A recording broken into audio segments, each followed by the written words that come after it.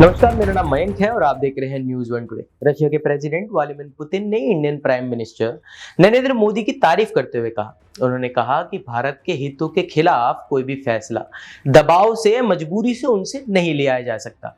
उन्होंने 14th VTB investment forum Russia calling के अंदर पीएम मोदी के राष्ट्रीय हितों में कड़े फैसलों के ऊपर बात की। उन्होंने कहा कि फोरम में भाषण देते हुए उन्होंने साफ किया कि वह कई बार कल्पना करते हैं कि किस प्रकार से मोदी राष्ट्रीय हितों के खिलाफ कुछ नहीं सुन सकते और इसके खिलाफ कड़े फैसले भी लेते हैं। उन्होंने कहा कि वह कई बार इन कड़े फैसलों के बारे में सोचते हैं और हैरान हो जाते हैं।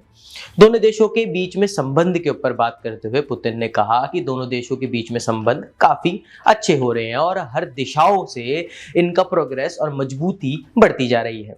उन्होंने बताया कि दोनों देशों के बीच में रिश्ते मोदी की जो नीति है उन पर पूरी तरह से डिपेंड कर रही है और उनसे ही ग्रांटेड भी है। दोनों देशों के बीच में व्यापार के ऊपर बात होने लगी और बात की गई कि लास्ट ईयर तक अभी तक ये देखा गया दोनों देशों के बीच में $35 बिलियन का व्यापार हो चुका है, जो कि हर साल देखा गया और इस बार हाफ ईयर में ही $33.5 बिलियन का ट्रेड हो चुका है। रशिया ने कहा कि हम अपनी एनर्जी को भारत को कई छूटों में देते हैं, पर वह ये करते हुए काफी खुश हैं और ये उन्हें सही लगता है और बताया कि अगर भारत के बारे में बात कर रहे हैं तो आगे जाकर वो और भारत काफी बड़ी इकोनॉमी बनने वाली है।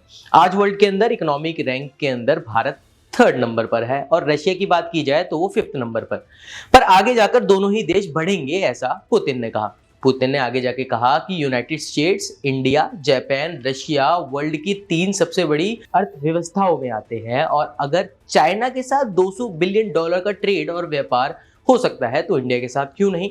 रशिया ऐसा कर भी रहा है। रशियन प्रेसिडेंट ऑफिस की तरफ से अनाउंस किया गया और उनकी तरफ से बताया गया कि पुतिन ईरानियन प्रेसिडेंट इब्राहिम से नॉर्थ साउथ कॉरिडोर के ऊपर भी बात कर रहे हैं और इंडिया भी इस पर काम करने के लिए उत्सुक है और तैयार भी।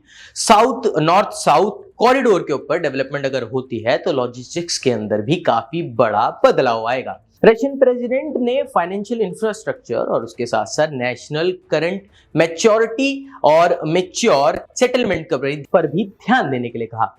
उन्होंने कहा कि हमें ज्यादा से ज्यादा इन्वेस्टमेंट करनी होगी ताकि हम और ये डेवलपमेंट्स व्यापार डेवलप कर सके।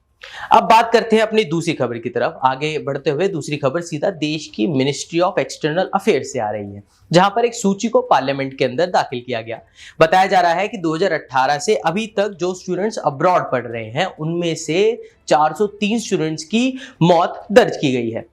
डाटा के अकॉर्डिंग बताया जा रहा है सबसे ज्यादा मौतें नेचुरली, यानी कि ये मौतों का रीजन नेचुरल और हेल्थ इश्यूज और उसके साथ साथ एक्सीडेंट भी है।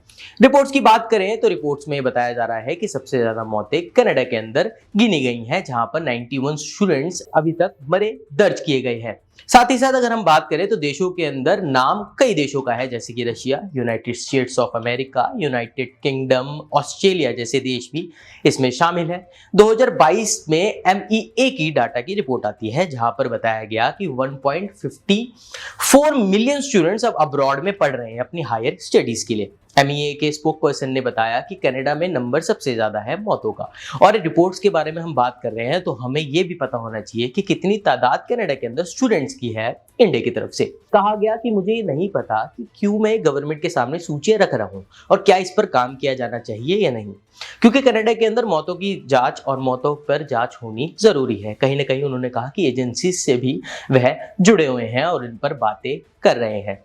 विचार विमर्श भी चल रहा है और उन्होंने कहा कहीं ना कहीं घपलेबाजी भी इसमें देखने को मिली है। रिपोर्ट्स की माने तो 20 स्टूडेंट्स की मौतें यूक्रेन के अंदर भी दर्ज की गई, जहां पर रशिया ने जब यूक्रेन के ऊपर वॉर छेड़ दी, यानी कि युद्ध छेड़ दिया, तब सभी स्टूडेंट्स को कंट्री से बाहर निकाल दिया गया था। Minister of state for external affairs V Muralidharan, जी हाँ, वी मुरलीधरन की तरफ से बताया गया कि हम सभी स्टूडेंट्स का ध्यान दे रहे हैं। आगे जाकर हम सभी कंट्रीज के अंदर अगर किसी भी प्रकार की कोई परेशानी आती है तो उनके ऑफिसर्स और अथॉरिटी से पूरी तरह से इमीडिएटली कनेक्ट करते हैं। हम मेडिकल और उसके साथ साथ सभी तरह की हेल्थ फैसिलिटीज सभी स्टूडेंट्स और अपने सारे नागरिकों को देते हैं। खबरों के सिलसिले में इतना ही। हम आपसे मिलते हैं अगली खबरों में। आप सभी देख रहे हैं न्यूज़ वन टुडे। नमस्कार।